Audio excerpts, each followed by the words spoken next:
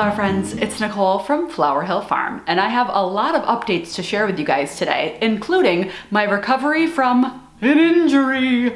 It was bound to happen. Every once in a while, I get hurt, and it takes me several days to recover, and that's what I've been doing for the past week or so.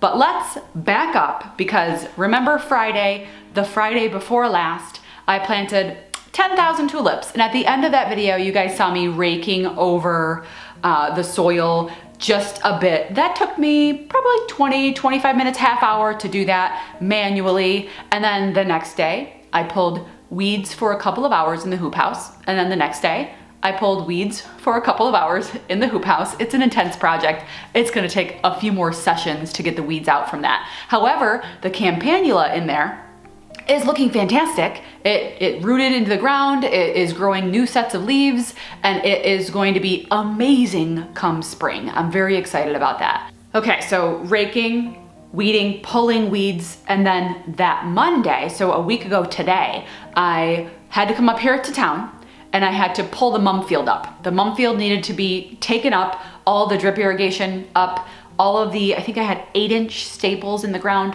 about 150 of them. I pulled all those out. And then the black fabric, which was 24 by about 75, I pulled that by myself. All of these projects were by myself. And I pulled that black fabric, heave-hoed it really into greenhouse number 4, because that's gonna become the new floor inside that greenhouse.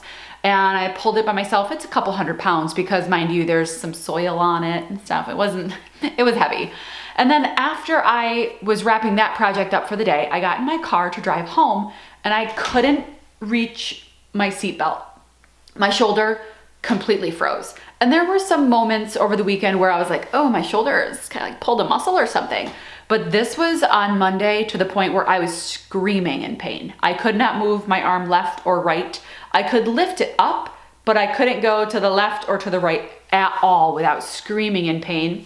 So Brad, I basically went home and laid on the couch. Gotta be honest, Brad put some Icy Hot on it.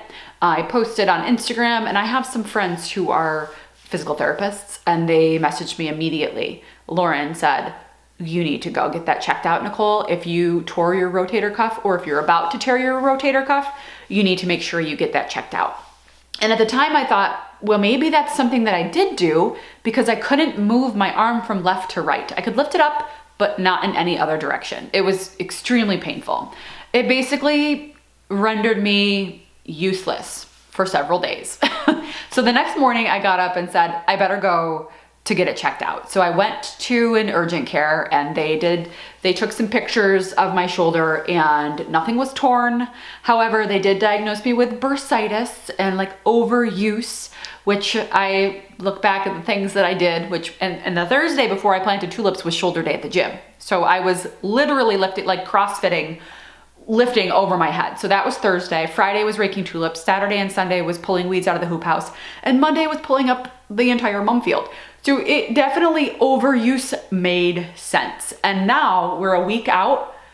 I would say I have 75% more mobility. I still can't buckle my own seatbelt. However, it is something that just is going to get better with time. And now I know, maybe like take it easy, maybe don't line up all those projects at once. It wasn't intentional, but it did render me pretty much useless. I have been able to ship though. I'm here in my office in town, and I've been shipping out hundreds of packages. We're down to about less than 100 calendars are left. Thank you guys so much. They're so beautiful. Every time I pack it up, it just makes me so happy. And the cards, I can't believe how many cards you guys are really, really loving the card idea. So I'm so excited. I know a lot of you already got your packages, and you guys are sending me pictures and tagging me. Thank you guys so much. They're so beautiful, and I'm so glad to spread the beauty to all of you guys. Okay, so that's an update on my injury. I have a lot more updates, including I asked you guys a few videos ago to kind of guess what my paint scheme was gonna be in here. And if you see back there, we have some paint samples. My mom got those little samples and she put them all up. Okay, mom just got here and she's got paint swatches. As we don't like them, we'll say, walk through the house, and then you go, nope. Don't want Rip it that off. one. And then until you're left with one. Let's show me what you got, like 20 of them in your hand? Yeah. Oh my gosh. Okay, paint swatches. I already see some that I'm gonna rip right off. Pepto-Bismol, Renee. I just took everything. I know, okay. And I just keep envisioning kind of like a Pink Palace theme in here.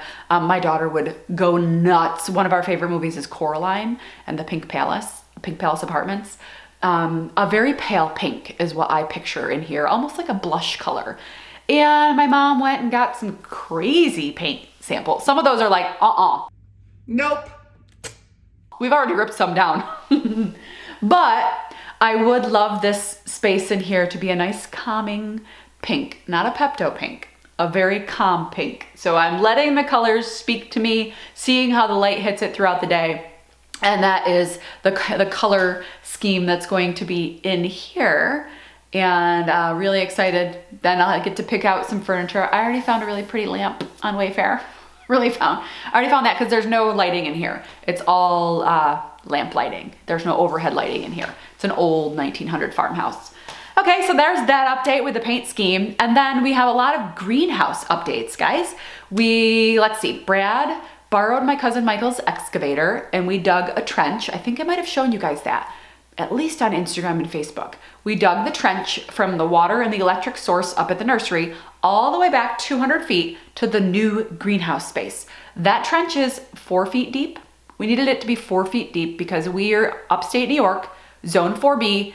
Our temperatures get down -25, -30. The frost line, it freezes pretty far down. So in order to make sure that our water line was not going to freeze, we had to go several feet down, just, as a precaution. We went further than we needed to just to make sure we didn't freeze. And then my dad and my brother and their helper Aiden all came over and did the electric. So now we have electric in the greenhouse. We don't have all the fans and stuff hooked up yet, but we do have the blower that blows the air in between the 2 layers of poly so that the roof has some insulation. That fan is running. They're gonna come back when, the weather changes. We have a few months to get all those details fixed and finished, all of the other electric. Mom and I are in the house packing orders while they're working out back, but I just got a text from my dad. Power's on, let's go check it out. Dad said the blower is blowing. All right. Blower, blower. The blower is blowing. Okay, my panel box is in, and right now we're running the blower on an extension cord just so that it fills up. But they're leaving. They'll live on here probably an hour and a half, 2 hours.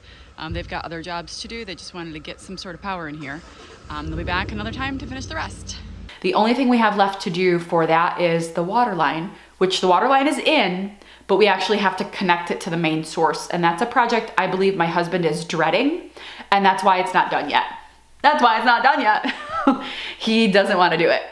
So he'll wait to the very last minute and then do it. The only thing is the line's already in. So it's not a huge deal. He just has to punch a hole in the side of the nursery basement. I don't think he wants to do that. That's the thing that he's holding up on. But it'll get done. I know he'll get it done. So that's not a big deal.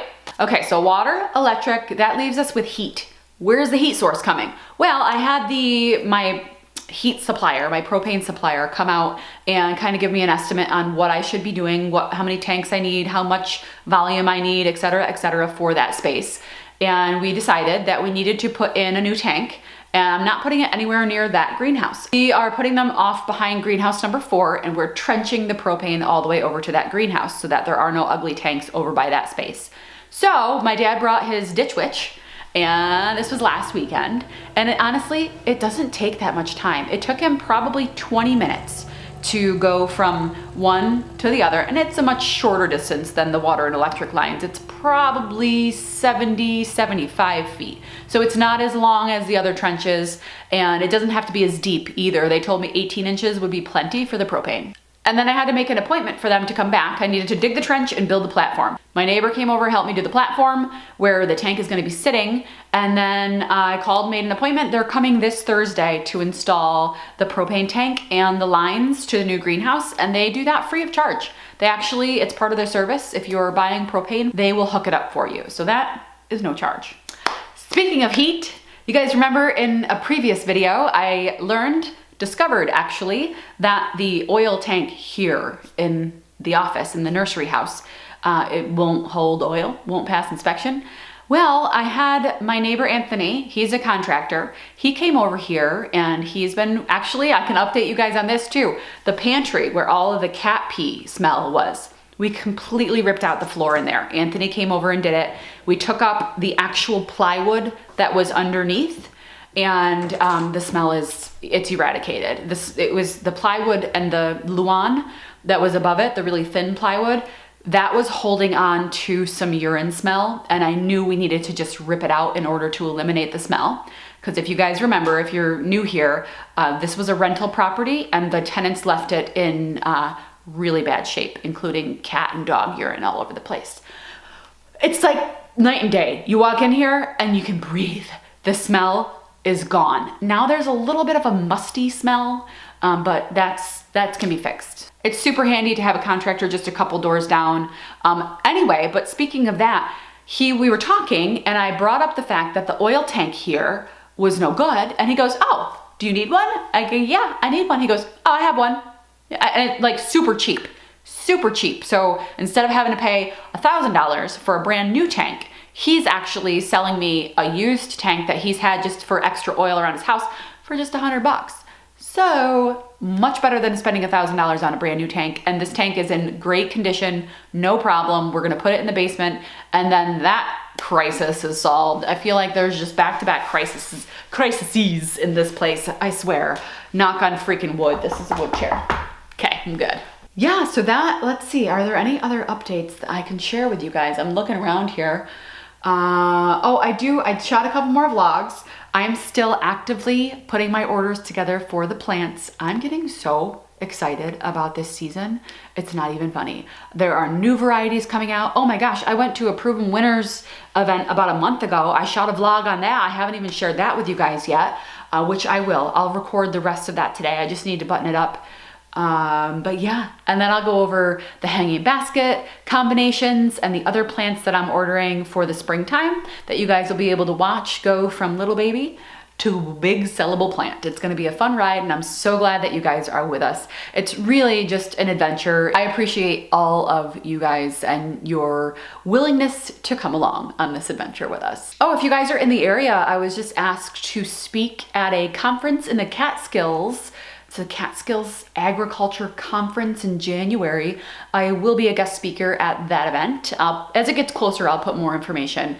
But that'll be a fun little engagement. I will be telling my story and answering questions as well. Oh, yes, exciting news. Well, apparently this nursery, this one that I own, this nursery for decades was also a place where people would come and they would buy their wreaths and their Christmas things. So I bought a wreath making table the other day. It hasn't shipped yet, but I bought a wreath making table because my eventual plan here is to be open, you know, if not year long, at least most of the year long. And that is going to include Christmas sales. So I figured I'd better learn how to do that. This is going to be a learning year. I'm actually headed to a couple of other farms or nurseries really, and I'm going to be shadowing them this week and learning the tricks of the trade and watching them work.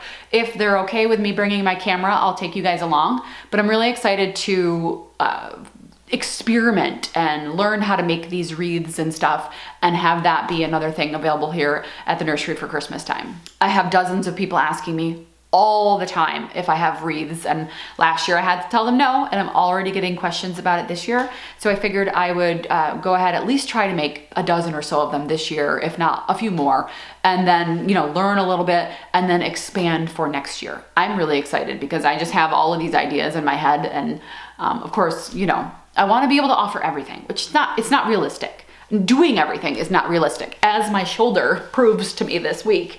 It's really difficult to know that things can set you back, and just a little thing like this set me back.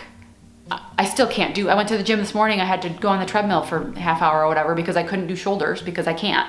And I don't like being restricted. I don't like not being able to do things. I'm sure you guys will understand that and empathize, or I guess relate to that, because something as small as an injury or a knee injury, it literally makes me incapable of doing my job and what I need to do.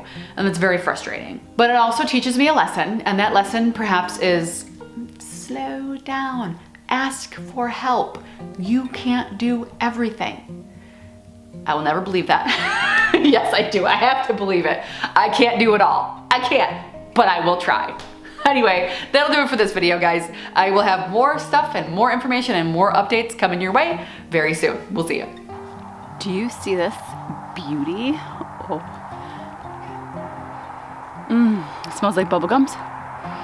Bubblegum, whatever. I'm gonna miss you.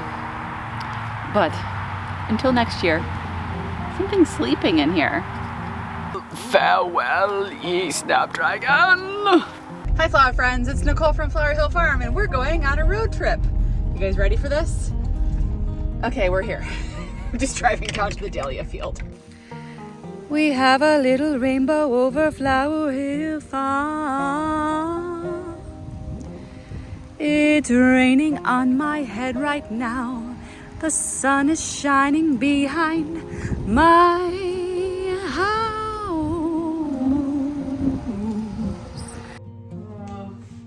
No.